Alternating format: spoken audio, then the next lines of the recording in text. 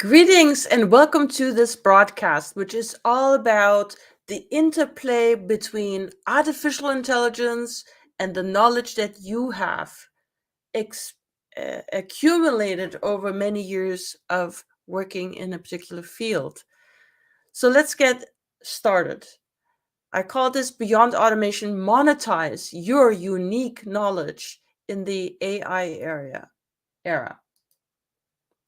There are 5 facts that I would like to lay close to your heart. The first one is that AI automation will be utterly massive. Let me make this bigger. Goldman Sachs just put out a report in March that projected that in all knowledge-driven industries, over a third of all tasks will be automated. That's massive. Industry-wide across all industries, it's still 25%. But chances are, if you're working in a knowledge-driven industry, if it's engineering, science, architecture, etc., if it's management, if it's sales, all those knowledge-driven industries, that's what I'm talking about. It's going to be over a third. So that's a lot. So we have to think about how we take advantage of that and also how we safeguard ourselves from that. The second fact is this: knowledge transfer, the way it's traditionally done, is breaking down because experienced staff is retiring. Many are close to retirement. Some already have retired. And the younger workforce, I think we can all agree, is much more transient than the generations before them were. And that means there is really not the opportunity to so much anymore to put people under the wing of someone more experienced for years and years and train them one-on-one or one on a few and let them become more senior over time. That's much more challenging. We have to do this much more quickly now. But the question is, how can we do that? Great question. We'll get to that. There are 2 types of knowledge, and that's the third point. There's the conscious knowledge. You know you have it. It's often about facts and figures and processes that are well established and that you can explain very well.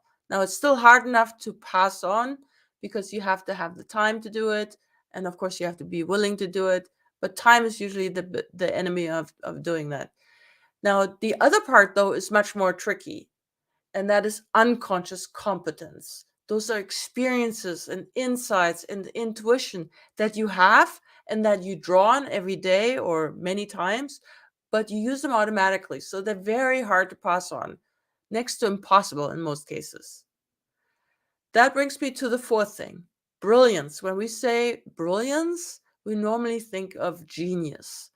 Now, the way that I use the word brilliance, for example, in the Brilliance Mining method, we'll talk about in a minute, that isn't just Einsteinian things. Usually it's not Einsteinian genius or Elon Musk-ish brilliance or genius, but it's something else. It's the unique combination of conscious and unconscious knowledge that resides in that unique combination only in your own mind.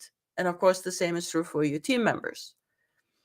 So it comes from many years of working at the interface of different disciplines. Let's say if you're in the software development space and you're working on making a product that works in a particular space for the end user, let's say legislative drafting. Well, just by saying that word, that's a discipline with a lot of knowledge. Now, your software developers aren't going to come with that knowledge. Or let's say you're in the robot space and you're working on robots that work in warehousing. Well, you hire various disciplines of people who can help with robots, that be AI people, software people, mechanical engineers, and so forth and so forth. But then you also still need to know something about the warehouse environment and what experiences your end users go through. You can see that any knowledge-driven business has these interfaces. And that's where the secret sauce usually hangs out for that business, and that is what makes you unique. And that is how you stand out now, and even more so when we become increasingly AI driven. That means number 5, your unique personal knowledge is more valuable now than ever before. It was incredibly valuable already before AI, but now it becomes a matter of not only thrival, but even survival to tap into that. I want to point out 2 things, 2 application cases. There's companies, what companies do. There's internal training, there's training of partners. For example, in the software space, you may have partners who work with your customers to customize and configure your software product. And then if it's something kind of technical, then perhaps you need to educate your customers even. So those are 3 different scenarios inside of what companies, organizations do. And then you have, on the other side, you have individuals. And we'll talk about side hustles and end of career enterprises. And end of career doesn't mean you have to be old. It's just that you're finishing one career and you're starting something else. All right, next.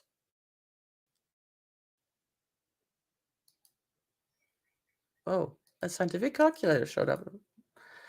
Okay, next is, let's dive deeper a little bit into these 2 scenarios. Companies increasingly understand that they are better off to train their own. And that's because of these unique interfaces that I've talked about. No one is going to come out of college or out of another career, it's rare, with that exact combination of experiences. It's next to impossible. So companies increasingly hire for basic skills.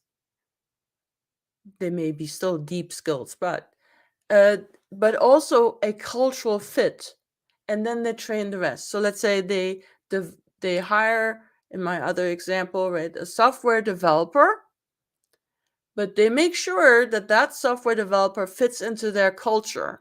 And that means they've got to be curious, they got to be coachable, trainable, things of that nature. So that way, then you can teach that person what they need to know about legislative drafting in the example I gave you. So they invest in capturing and transferring knowledge. So the founders of that company may have 20, 30 years of experience at the interface of software development and legislative drafting, or at the interface of robots and warehousing or whatever, right? So they train their own and they hire for, at least the baseline skill, but they really pay attention to cultural fit and make sure that these people are open to being trained in the unique sauce. And so then they assemble that sauce, which means they have to make sure that these unconscious competence type pieces of knowledge are embedded in that secret sauce. And we'll get to how to do that in just a moment, because that's the key. You have to not only capture the knowledge that's conscious, but also the part that's unconscious, because otherwise you have like an incomplete secret sauce, and that could be like baking bread and forgetting the yeast. It just won't work. It won't work right. The second part is side hustles and end of career enterprises.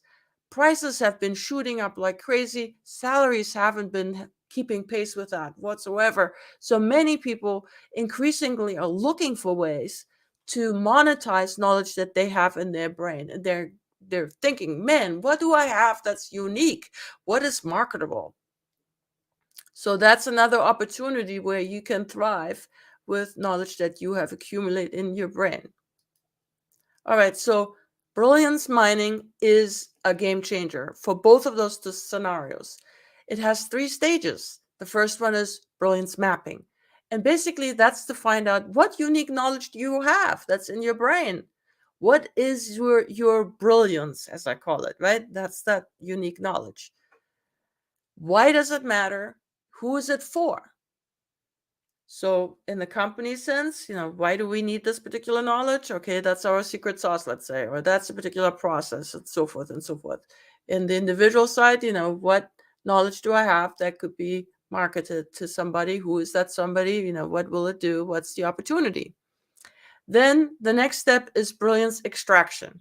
That's capturing now your brilliance, and we'll do this fast and fun and often even in real time. And we teach how to do that. And then there's replication. This is where you actually make the money. This is where you monetize. And of course, you also create the impact that you're there to create. So if you have no impact, well, then there's no monetization either. So they luckily go hand in hand. So this is about replicating now your brilliance and making it literally immortal because, well, as long as it's in your brain, it's not. All right. So what we do is we teach you how to mine your brilliance. And we also offer support. And there's varying levels of support. There's coaching and feedback with fresh eyes. And there also is the opportunity to get do it with you services where we actually, when you get those raw brilliance nuggets out of your brain, they still have to be sequenced. They have to made flow. We have to think about who gets them, what is their level at which they receive that, what's the sequence, what's the context, what's the introduction, and then there's some production involved, but we keep it simple as makes sense, and make it only as complex as necessary. So there are 3 stages to an organization. There's starting, scaling, and sustaining. Starting is starting strong, and this is when you start a new enterprise. You have to think about, okay, what is that brilliance and how to best put it into play. Then when you get into scaling, you're talking about scaling up now and creating leverage, right? So you go beyond yourself and a small team, and you have to therefore transfer knowledge, including that unconscious competence, into a system, because a system allows you to keep making it better, but also to keep dispensing that knowledge from the system to more and more people and new people, as the ones that you had might at some point leave. I mean, they might not leave, they will leave at some point. So in any case, with these systems, you can scale up much more easily without costly mistakes, without losing work-life balance, which often is one of the strong reasons why people start an enterprise. They don't want to work 2 or 3 jobs. They want to, set up their own thing and have that give them a good life. And then losing your innovative edge is also very important, because if you're managing the knowledge that only you have in your brain on a daily basis, that's going to suck up all your time. And then you don't have time to stay at the innovative edge. And with AI and all these other things that are happening in the marketplace, you might join the dinosaurs. You don't want to do that. Poor dinosaurs. They always get pulled up as a metaphor. All right. And then sustaining. This is about making it durable, yeah? Succession planning for key people is, of course, key. And of course, don't forget about yourself, because at some point, all of us will lean out. And I bet you probably don't want to be one out of 85% of businesses that just simply shut down when you're leaning out. And I think that's just heartbreaking in a lot of cases when that happens. I think that's completely preventable. And actually, brilliance mining is the key to that, because you have to get that knowledge out of your brain into a system that you can hand over to somebody, so that it can go on, and it can go on well. You can leave a legacy, you can continue to get an income, or you get to sell it as a best-in-class kind of business.